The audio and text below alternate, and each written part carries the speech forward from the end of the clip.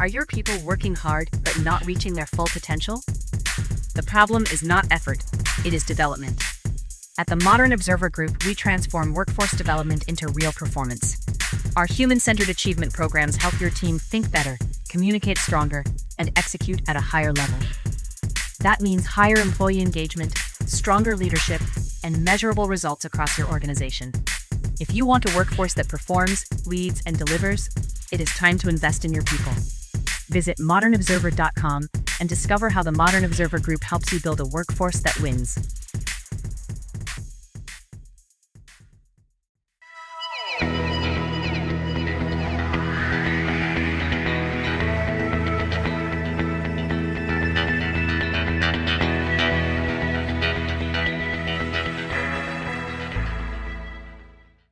Hello, and welcome to the Success Showcase, the podcast that helps you succeed in your business, life, and career. I'm your host, Eric Lopkin from the Modern Observer Group, and with me, as always, is Chip Janiszewski from the Happiness and Success GPS. Chip, how you doing this week? I'm doing great. How about you, Eric? I am doing fantastic. Yeah, this is a major week because we are recording this at the end of June on a Monday afternoon. And by the end of this week, before we get a chance to record a new podcast, America will hit its 250th birthday. And it is amazing. The fireworks have already started. They were going all weekend. And again, it's still a week away. Oh, absolutely. I mean, here in Avon and Farmington merged last Friday night, which was the 26th, to do a dual town thing down at the middle school with a big picnic and all kinds of fun things to do. It was, it's just amazing, but it's going to be incredible. I mean, I remember the 200th very, very well, because that's the Yes. year I graduated from college, and my father-in-law was a Navy veteran. And he had a really nice boat, and before the ships poured into New York City, the tall ships on the 4th of July, they went to Newport. And so about a week or so before that, I got to go out on the boat with my father-in-law and my wife and so on and so forth and see all these beautiful tall ships coming into Newport Harbor. And obviously there were all kinds of other things going on, but I remember that like it was yesterday, and all kinds of other things that were happening back then. Hard to believe it was 50 years ago. It is. I mean, it's absolutely amazing. And despite what you might see on local news or national news, or certainly international newscasts, the level of patriotism is huge. And this actually brings us to what we're going to talk about, because the folks who've noticed this the most are actually visitors who have come to the US to watch the World Cup.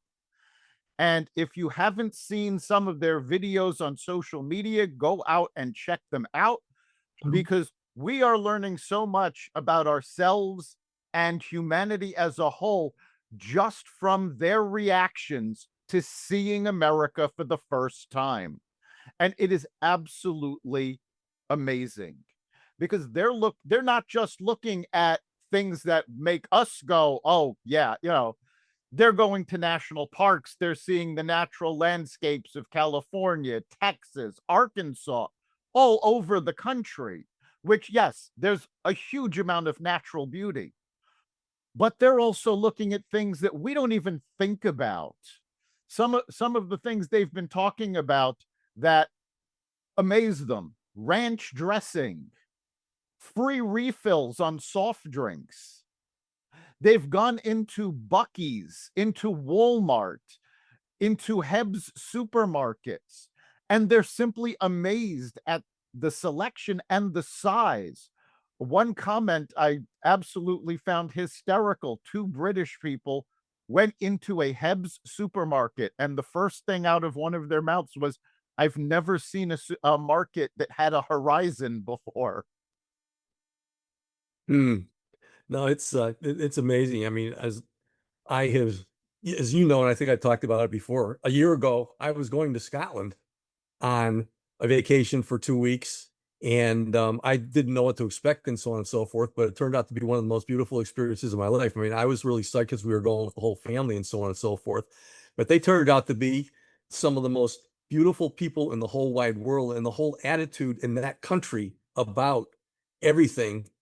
It says, we welcome you to Scotland instead of just welcome to Scotland when you cross into the country. If somebody walks into your house and wants to go to the bathroom, it's against the law not to let them do that. I mean, there's all kinds of little quirky things that are going on there. And I spent a time in Edinburgh and so on and so forth. And obviously, having the Scottish people over here and taking over the city of Boston and running them on a beer, taking over the bars, going to Fenway Park and all over the place. Up here in Hartford, Connecticut, we had our golf tournament this past weekend, the annual Travelers Open. And Victor Hovland actually ended up winning today. And he's Scandinavian. Basically, he had the fans there, the Norway, they were the rowing team. And they were sitting on the golf course, basically in back of the 18th hole, which is like an amphitheater. And whenever he did anything, a whole bunch of the guys with the shirts on and so forth, they're going like this. And basically, we had a rain delay yesterday, and him and Scotty Scheffler were tied, and Hovland won it on the first hole today. And there's a beautiful picture already up on social media with all of those guys behind him and him sitting down with the flag around him. It's just, what it's all about. And they're all out here because of the World Cup. So, I mean, they've been going to different games and so on and so forth. But we talked about what I call just misconceptions. Misconceptions are really the biggest source of problems in this world. And basically, we're pounded with them by media and politics and all kinds of other things. So basically, I Googled lessons to be learned from visiting World Cup fans. And the caption first said, visiting World Cup fans reveal how powerful, unfiltered, firsthand human connection can be in overcoming deep geopolitical stereotypes. Their viral experiences of everyday moments highlight that a culture's true charm often lies in the ordinary and that local hospitality is the best ambassador. So we already talked about breaking down these barriers, the stereotypes. Global supporters arriving with preconceived notions discovered that people are overwhelmingly warm, interrupting negative political and media narratives that maybe wherever they're coming from are just hitting them with every single day. Citizen diplomacy works. When international visitors interact with ordinary citizens, like rideshare drivers and random offerings and so on and so forth, they build immense, lasting goodwill. Just great opinions about that. And then you talked about really the magic of the mundane, and this is us here seeing things through fresh eyes. Tourists often go viral, marveling at the things that you were talking about as far as going to restaurants and so on and so forth, the things that we take for granted, and embracing the local things that we have. They've enthusiastically adopted unique American culture quirks and so on and so forth. So the lessons for daily life is that people remember people, not places. So visitor might not remember the final score, but they're going to remember their experience here. And then pride in the familiar. Observing visitors fall in love with local communities and culture gives locals, that's us, a renewed appreciation for our own surroundings and reminds us of the joy inherent in our own country. So, and this is what, me going to Scotland, I could definitely understand exactly what this is all about. And this is what everybody is having such a great time with out there. So all of you folks that are listening, just soak this in, because this is really what humanity and life is all about. It's what's going on right here in the good old US of A, with the whole world with us. Yeah, it is absolutely phenomenal. I mean, you mentioned the Scottish fans in Boston. The only way you can term what's going on in Boston right now is it's a love affair. The Bostonians are in love with the Scottish visitors. The Scottish visitors are in love with the city of Boston. I believe it was yesterday, the Red Sox held Scottish Heritage Night at a Red Sox game at Fenway Park. And you had an entire stadium singing the Proclaimers 500 miles. And at one point, they did this during a break in the game between innings. And the game came back. The announcers were calling the game. And at one point, they had to break in and say, and if you listen, they're still singing. The song ended 5 minutes ago, but they're still singing. Yep. And obviously, there's a lot of singing all the time that goes on in Scotland. So that they brought that to us, which is great. They brought that. The Norwegians brought the rowing, as you were talking about. Yes. They've been doing that all over the country, on escalators, in stadiums. But the biggest thing that, if you watch these videos, you hear over and over again, is the fact that these folks are saying they were lied to. They were told America was dangerous. Americans had no culture.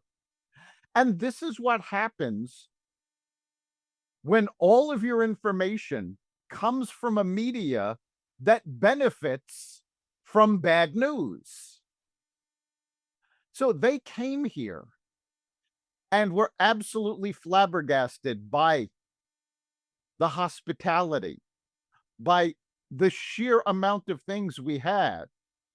There has been an American myth in Europe for decades that Americans have no culture because they don't travel internationally.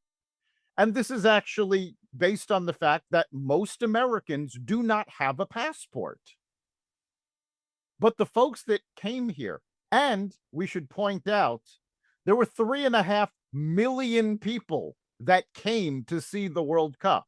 This is actually the best attended World Cup in World Cup history.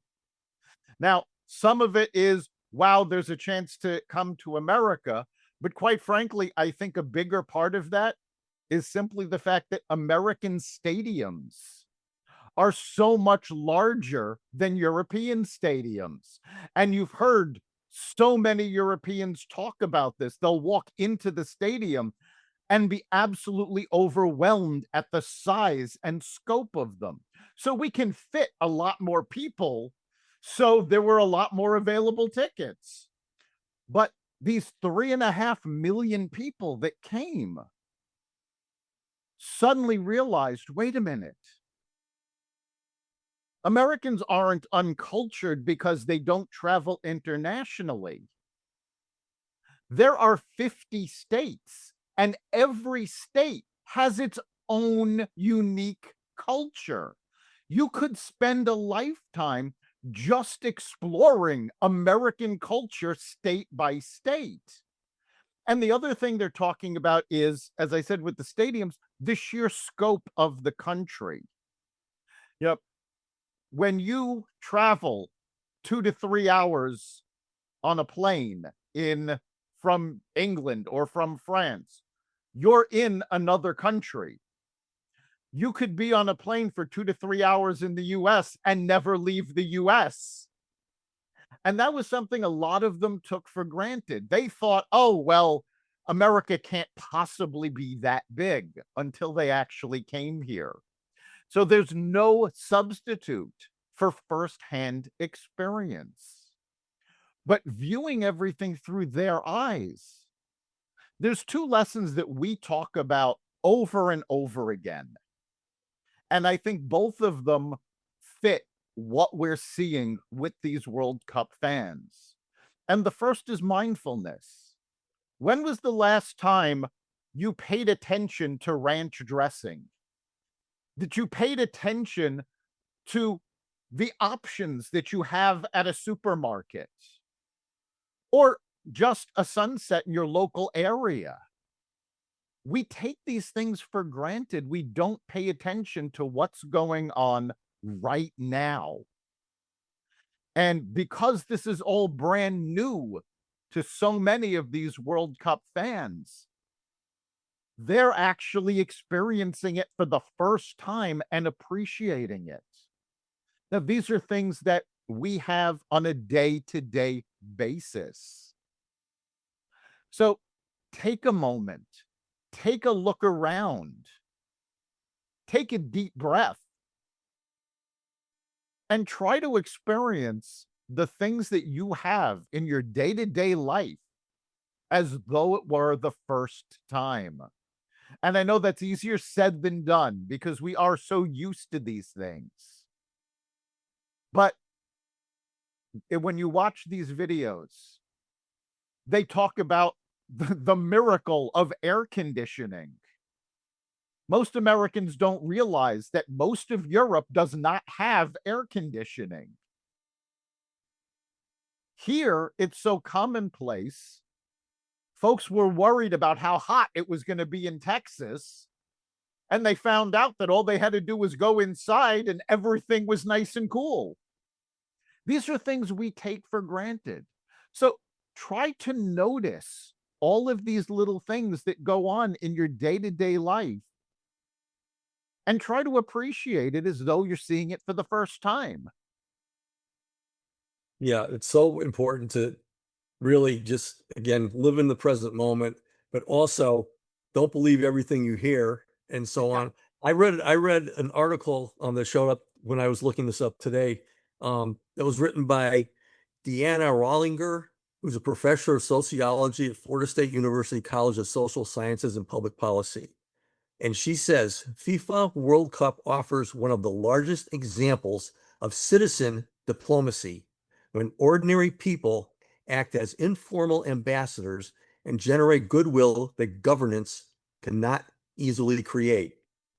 And she says social scientists have known for decades that when people from different groups interact under positive conditions, stereotypes often break down. And then she follows up, which I think she's very correct. The World Cup is one of the largest examples imaginable, and says while diplomacy is often viewed as a top-down process led by governments and political leaders, in other words, brainwashing us, citizen diplomacy works from the bottom up. International visitors' own perceptions change by experiencing what U.S. culture is all about. It's just amazing. And obviously that changes our own perception too. International visitors' own perceptions change by experiencing what U.S. culture is all about. And what you just explained is they certainly did not know what U.S. culture was all about until they got here and started experiencing it. And all of a sudden, there's that wow factor that, again, it's the largest example of diplomacy, largest examples imaginable. This is not going to go away. The effect that this has started, having the World Cup here, I think really has the potential to spring things in a whole different way around the world and at least make people a whole lot more skeptical about what they're being told from the media and from the government and so on and so forth, and just taking more joy in personal day-to-day interactions, not only with the people here, but with each other when they get home after experiencing this. Because I know I came home from Scotland last year where the people were wonderful, and I've never seen such loving, fun people in my life. And they were fun loving too. Obviously, the tour guide was talking about the English and this and that, whatever, but not from a dig thing.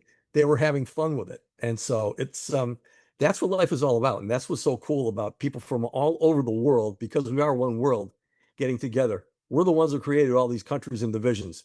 Humanity did that, but we're still all brothers and sisters, and that's what it's all about. And this is just beautiful to watch. Yeah, and I think you are going to start seeing some global changes from the ground up because the folks who are coming here are starting to realize that, wait a minute, the way they are set up, they've had complaints about, but they didn't realize how well the alternative systems work. And I will give the perfect example. This is something that has been talked about by hundreds of British citizens that have come over here. They are amazed at the patriotism here. Folks flying American flags, folks, actually proud about their country. And right now, British patriotism is actually at a historical low. The British government is arresting, and I wish I was making this statistic up because it's absolutely appalling. They are arresting 3,000 people per day for posting their opinions on social media, for having an opinion that the government doesn't want you to hear. And here, not everybody loves Trump. Not everybody loves everything about the country. And what they've seen is that we're actually allowed to say that. We are actually allowed to express an opinion and not worry about being arrested for it. And that's something that the international news media has not focused on. There's been a lot of talk that, oh, the death of democracy. Oh, democracy is in danger. Why? Because that's what sells. That's what gets eyeballs. Telling people how wonderful folks get along, nobody wants to read that. Yeah, absolutely. I mean, what I recommend, I don't know if they have YouTube and stuff like that overseas and all that, but if you want to have some fun and really see reality, all YouTube is you can just go in a search box, just type something in, like the World Cup and visitors and so on and so forth, and any topic that you want, and take a look at what's really, really going on. You're going to get slanted stuff and whatever, but you're going to find some really, really genuine things. And there's a lot of people out there that have their own YouTube channels for travel and everything else. And I imagine you're going to see stuff full of that in the following weeks from people who have been over here.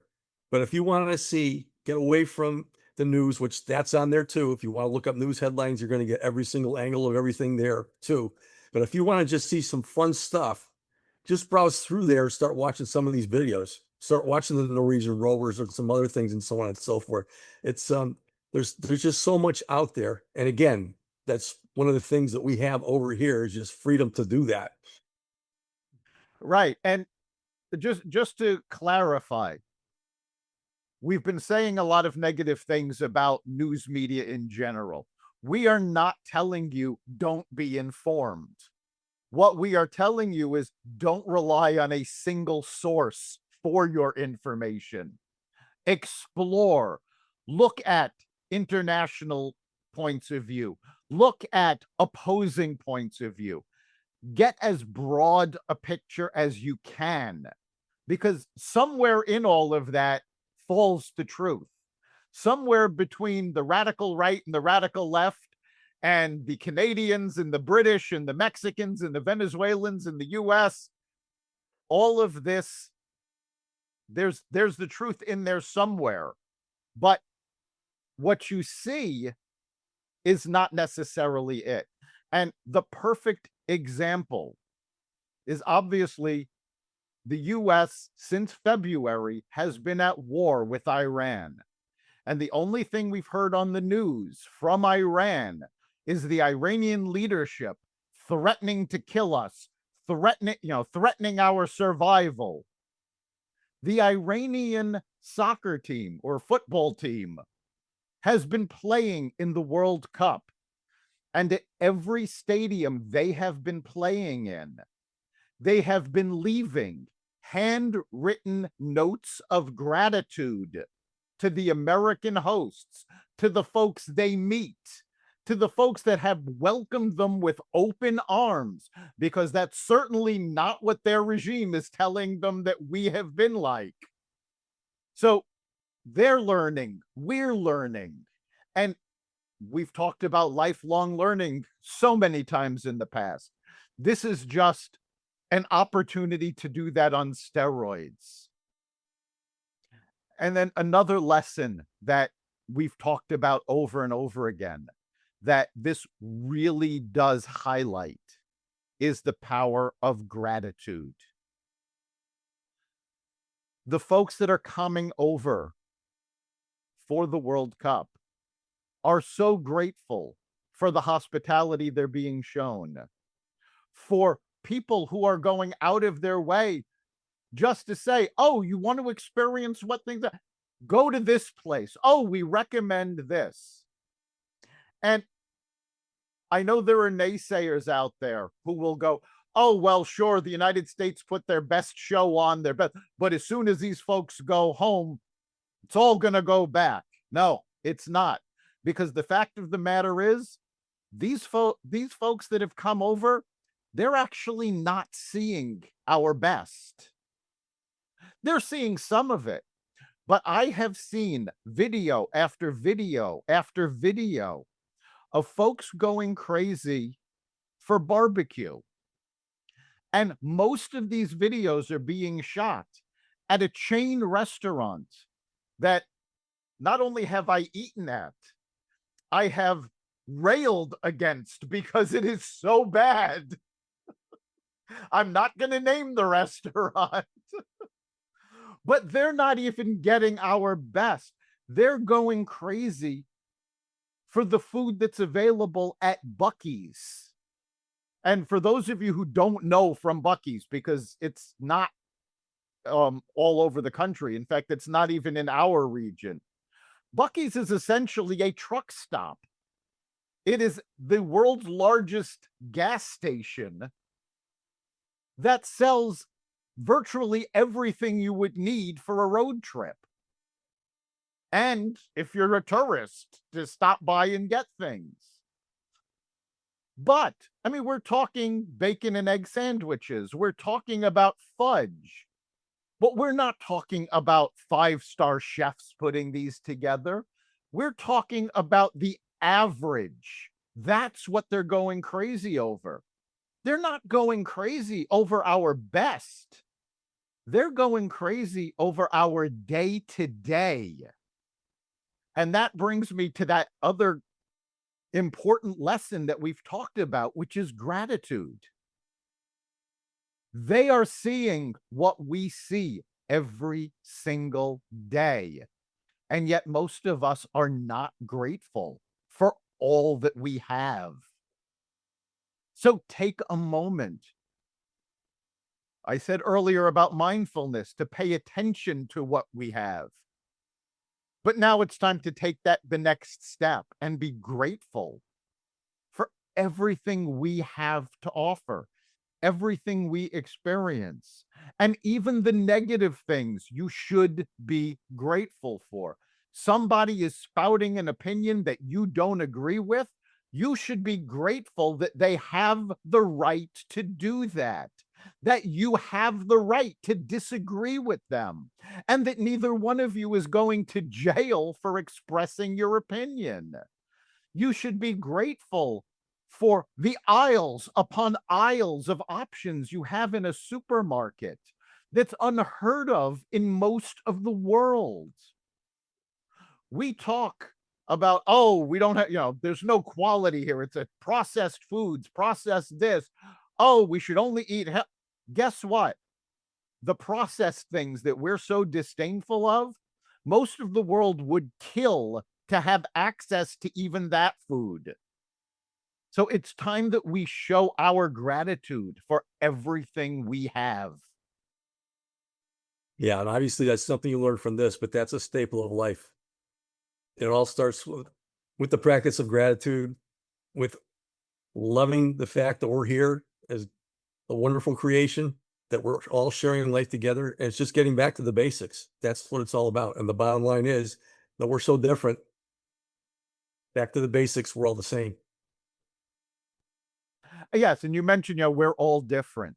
That's something that's been mentioned in a number of these videos, that we do all have different cultures, and certain things are taboo in certain cultures.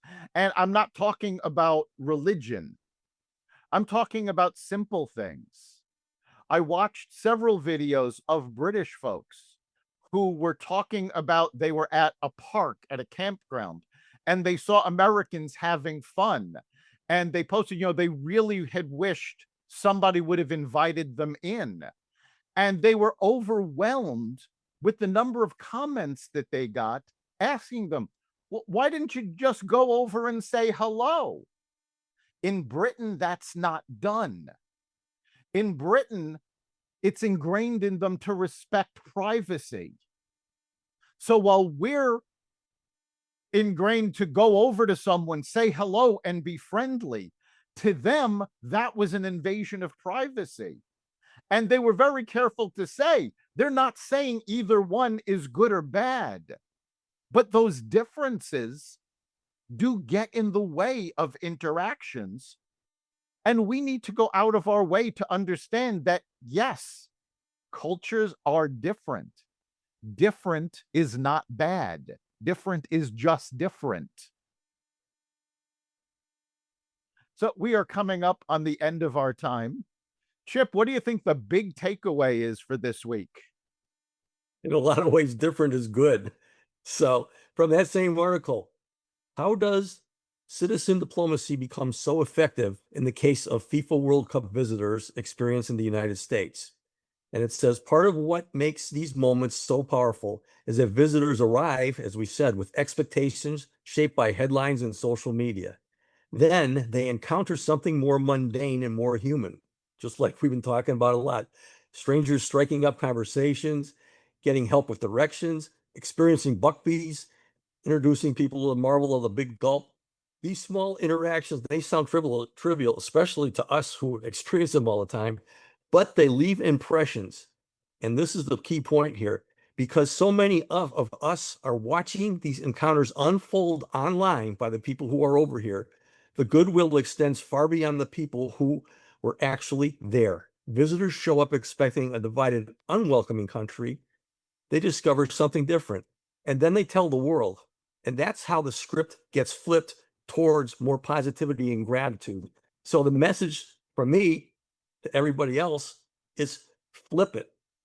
But the bottom line is, one of my favorite song lyrics is, don't worry, be happy. Do it. Yes, Especially the Scottish people. But you mentioned song lyrics.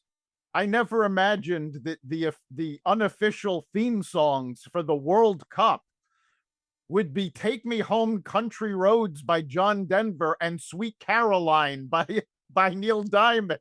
Yep. It is absolutely amazing the reactions folks are having. And I think you're going to see big changes, not just in people's attitudes, but you're also already starting to see capitalist changes. Kraft announced that they are coming out with a TSA appropriate package of ranch dressing for people to take home, because a standard salad dressing bottle is not allowed on an airplane. So you're seeing companies, people already starting to reach out and go, wait a minute, how can we keep this going? And I think that's the big takeaway for me, is that we need to keep this going. There is no reason for this to stop. Some of the videos I've talked about include people who are talking about they can't wait to come back. There's also been several of them that have already started applying for new visitors visas, and a couple that actually announced they just got their green cards, and they were originally from Britain. So you're seeing more people come over here legally, and we've got basically 3 million new ambassadors for the United States. So keep that in mind, that when you're disagreeing with folks, that down at our core, we're all in this together. And it's all about humanity. And saying that, I'd like to wish all of our listeners a fantastic 4th of July weekend, a happy 250th birthday to the country. We will be back when we are in our 250th year. You've been listening to this Success Showcase. Don't forget to like and subscribe wherever you find podcasts. And of course, you can catch every episode of Success Showcase at xvadio.com, the Apple Podcast app, YouTube, Rumble, Spotify, iHeartRadio, Audible, Amazon Music, and wherever you find podcasts. Remember, make this your best week ever, and make next week even better. We'll see you then.